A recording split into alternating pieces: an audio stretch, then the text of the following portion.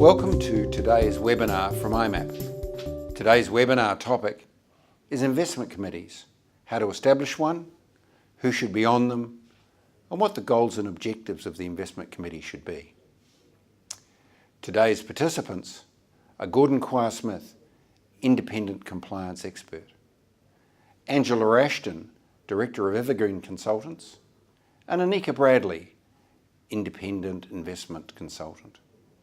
All three of today's participants are experienced as members of investment committees for a wide range of organisations, AFSLs, advice businesses, investment managers, and managed account providers.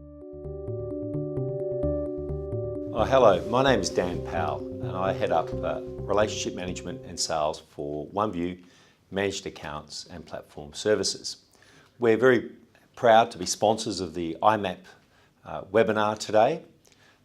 It's a very important session today because managed accounts are going to be a growth area of the industry, driven by advisors and AFSLs wanting to align clients to risk profiles, to make sure that what's covered in the fee disclosure statement is covered in the service module delivered, and also importantly to reduce some of the advice documents that advisors are required to do if they're not running managed accounts.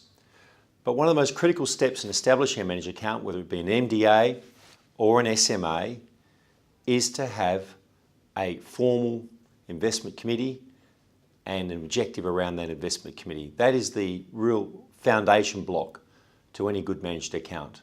And that's why we're proud to be sponsors of today's webinar. Thank you. What are the objectives of establishing an investment committee? Well, the primary objective is to conduct oversight of the licensees' model portfolios. The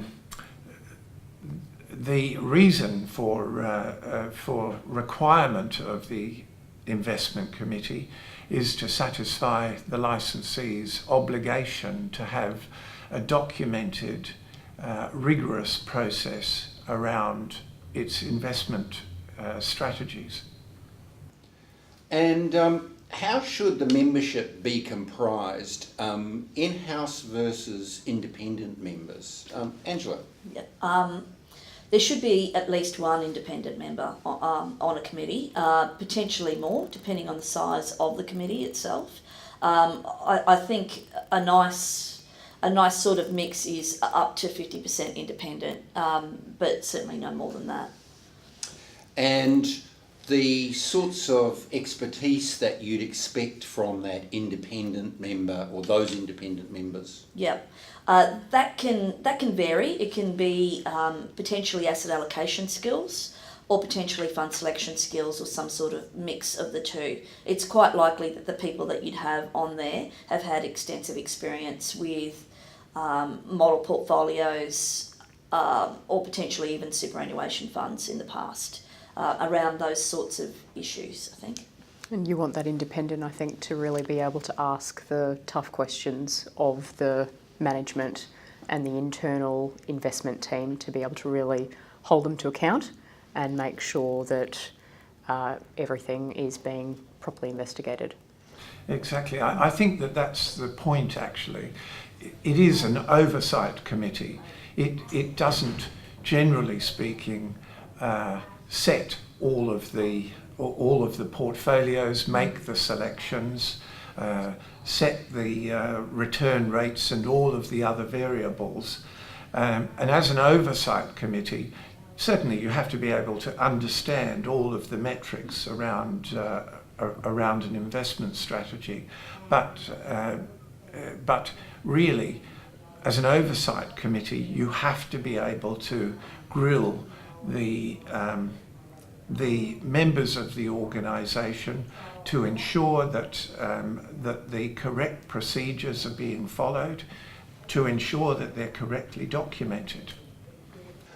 So the key documents for an investment committee are its charter and its investment policy statement. What should be in those? I think in terms of the charter, the key starting point is it's a document that needs to be a living document, but a document that brings discipline to the process. So trying to work out exactly what is the purpose of the investment committee and clearly defining what authority does the committee have, how are decisions passed, how is information documented and disseminated. So in terms of the key components, I think you need to clearly state the purpose and authority of the committee. What are its responsibilities? Be clear, are they there to select a manager, or are they there to really oversee the internal investment team or internal investment function? How many people do you have on it? How many independent versus internal? And then how is the committee reviewed on an annual basis? I think that's very important to make sure that the committee is working well and achieving its objective as an oversight function. That's right. Remembering, of course, that it's a delegation from the licensee's board which establishes the committee, so it must be tightly documented. Now, what about the investment policy statement? What should be in those investment policy statements?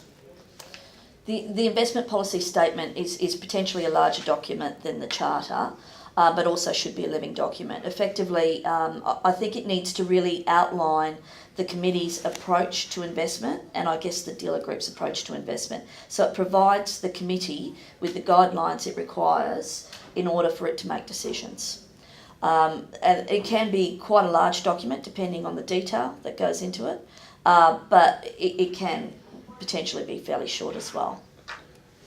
Should those policy statements be specific to a particular investment style or a particular model or a particular investment approach? And what happens when an organisation supports multiple styles, active and passive, or direct and managed? An investment policy statement can potentially be built so that it can manage all of those types of approaches, because there has to be some sort of overarching reason why a group would look for multiple different ways to manage portfolios. So a policy statement can also provide guidelines as to why it's doing different things for potentially different licensees within the group or whatever it is. So it can absolutely take into account a variety of different styles, a variety of different models with different objectives, and different investment methodologies. Yeah, that's right. It's important for the avoidance of conflict for the policy to be very clearly defined. It's also important for the policy to be clearly defined for the purposes of communicating that investment strategy to the investors. So that must be a primary obligation of the investment committee to make sure that what you're communicating to the investors is accurate and it's what you're delivering. Yeah, and I think the IPS plays a very important role in terms of that communication, because I think it defines clearly the objectives of an investment strategy, the time frame, the risk tolerance, those key metrics around what is the investment strategy actually trying to deliver, and then that frames how it's measured and reported on, which are very important inputs back to the committee to be able to assess on an ongoing basis the relative success of a particular strategy. Yeah, it also helps in terms of really considering how those objectives are going to be met. So really those investment beliefs that the group may hold dear to itself. And that does make it a very good communications document. I've certainly seen dealer groups that give their investment policy statement to their clients, and they really do embody everything that the group does believe and the sorts of things that it's going to use to reach the objectives of its models. So it can be a very good marketing document. And are there standard templates that a dealer group looking to set up an investment committee for the first time would be able to look to, or where would they get a starting point for the charter and the investment policy statements? Well, certainly the charter is a document that runs generally to a format, and yes, the templates are available for that, easily available. Generally speaking, the minutes of the investment committee ought to be a fairly standard style of issue as well, given that they will vary from one investment committee to another, depending on the complexity of the investment products involved. Yes. Gordon, just to pick up on that point in terms of minutes, and I think a really important thing in terms of running an effective committee is having clear agenda items that someone is responsible for pulling together, and a relatively standard pack such that over time you're making comparisons across products, and then minutes that have action items that someone has been tasked to action and not just roll from one meeting to the next, and potentially even a forward agenda for a committee such that the committee knows over the year they're the different policies within a team, or the different topics that are going to be covered over the 12 months, such that there can be proper planning in place. Absolutely, and for this, I like to use a calendar of committee activities. Another issue that arises there, of course, is getting the papers out in sufficient time to have everybody well across what are sometimes very large and complex documents in terms of the performance and forward decision making on investment. I think that's a great idea to have a calendar, but the reality is that investment markets change so much that you must allow some flexibility in there, because decisions are going to have to be made at inopportune times that don't fit in with calendars. So you do need to leave that some flexibility in there as well. But it's an important point with respect to sort of papers and making sure that everything's monitored correctly. And that's certainly one of the things that I think a lot of committees don't spend enough time on, developing the sort of monitoring pack that needs to be produced, say, each month or each quarter, and also actually looking at that and actually thinking about what that means for the investment committee itself. Well, that's a very good point, because it also highlights why an independent is needed, because it's very easy for structures, processes to be manipulated to suit the convenience of in-house. A good independent won't tolerate that. Now, Yeah. let's talk about managed accounts. Yeah. So, how do managed accounts fit into an investment committee process? I'm thinking here, for example, of an investment committee for an MDA operator or an AFSL that's giving advice on MDAs or giving advice on SMAs. I think the model portfolios of a managed account or the underlying investments of a managed account would be monitored in a very similar way that a dealer group's model portfolios would be monitored. I guess there are, in terms of implementation of those models in the context of a managed account, there's potentially more risk to a group that they need to be aware of and monitor effectively. But I think that in terms of having an investment committee in place, the independence, the best practice that brings, I don't think it's any different from a managed account. I think there's a couple of other points I think as well. I think managed accounts help to make an investment committee much more effective. The ability to, potentially move from a fund to another, or in reaction to something that's occurred, or potentially just as, sort of as BAU, looking at fund managers or whatever it is absolutely enhanced through a managed account. So I think a good committee structure and good committee members are much more important in a managed account world, because the ability to execute is enhanced versus the ROA scenario where it takes everybody a year to move from one fund to another, or whatever it is. And I think the other thing that's important to understand about a lot of managed accounts is that RE structure that many of them have means that it's very important to have a very good investment committee that's running properly, because an RE will insist on it. Yes. Absolutely. Are there issues around implementation, and we've touched on that a little in this discussion, are there issues around implementation which should be part of the investment committee's purview?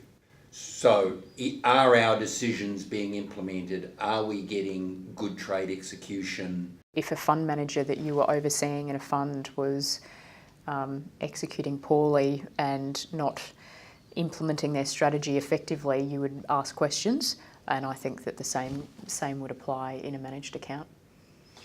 Yes, and I think that this is part of the process that also lends itself to being structured, to being templated. Once you've stabilised the operation, it ought to be an item which is visited with great regularity.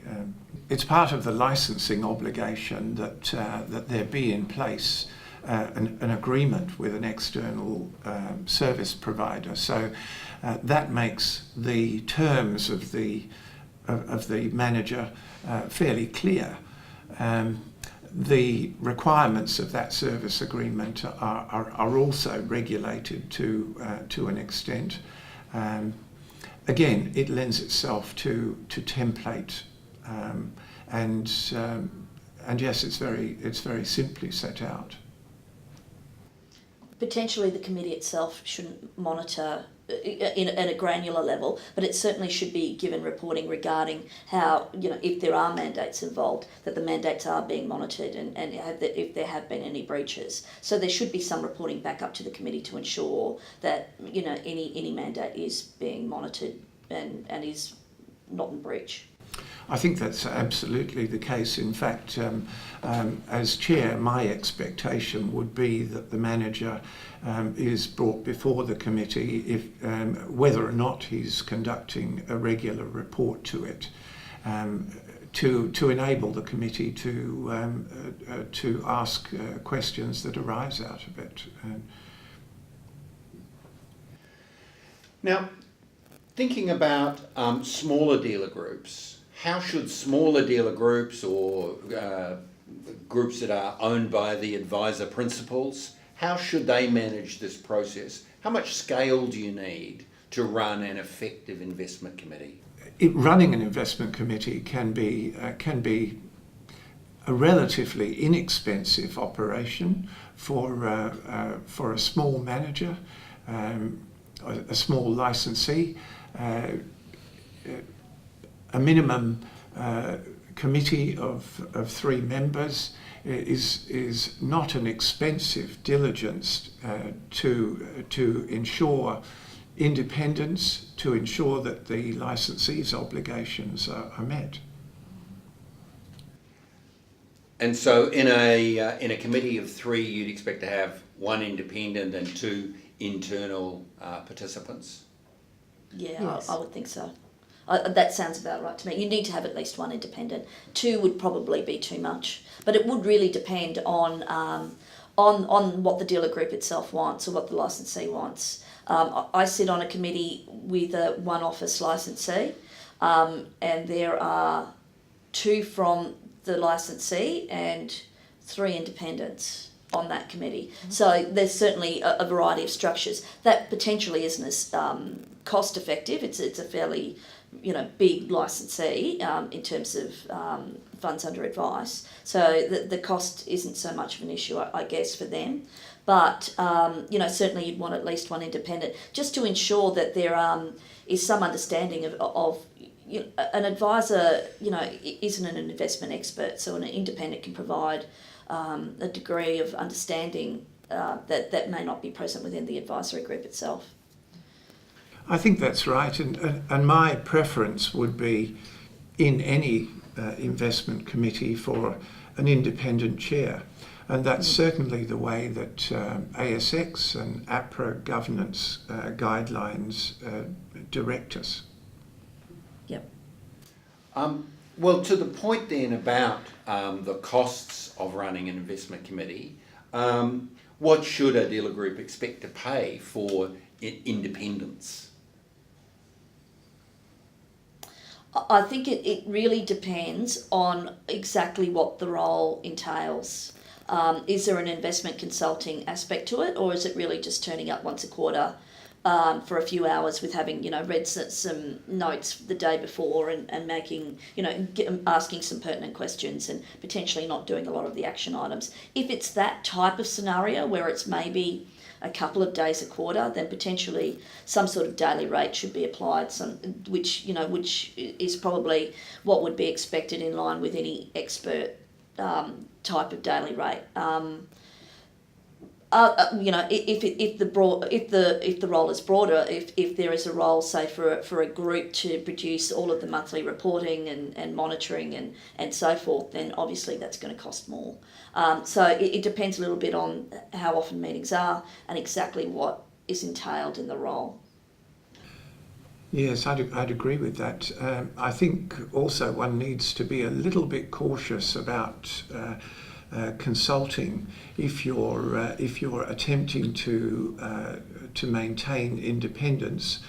You need to be mindful of prejudicing that independence. Depends on the type of consulting, the scale of it. As chair, I like to take responsibility for managing all of the process around agendas and minutes.